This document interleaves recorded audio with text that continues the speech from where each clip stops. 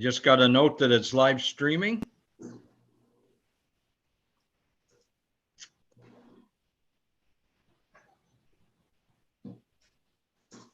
We are live, Warden. Thank you. And it's exactly 9:30, so I'll call the meeting to order. And the first question is, do we have any pecuniary interest to declare this morning and the nature thereof?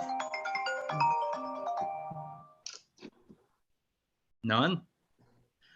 I don't see any. Okay, so we'll record that and move on to the CAO's recommended report.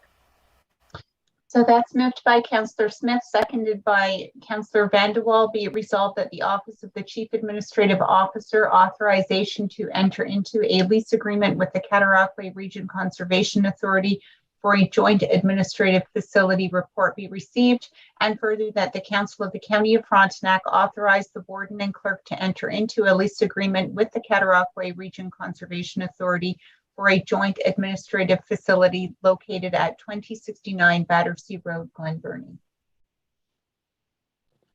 And we've been over this many times. Does anybody have any questions or comments on the report or the resolution?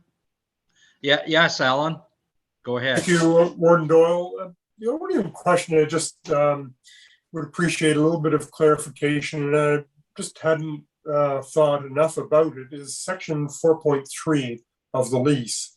We talk about common elements in item D, where it says the Cataraqui Conservation is to provide a percentage of the joint annual contribution to fund capital replacement. And I wonder if I could just get a little more information about that and the rationale for that.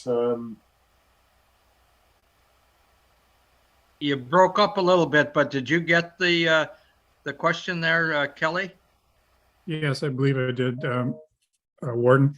The purpose of that is to stabilize the payments from the Conservation Authority. So, for example, major roof replacement, you wouldn't be assessed a portion of the cost you'd be paying all along. So it back in the beginning when we were first negotiating this, it was important for the Conservation Authority to be able to predict costs. So that was the compromise we came up with and that the lawyers have put wording to.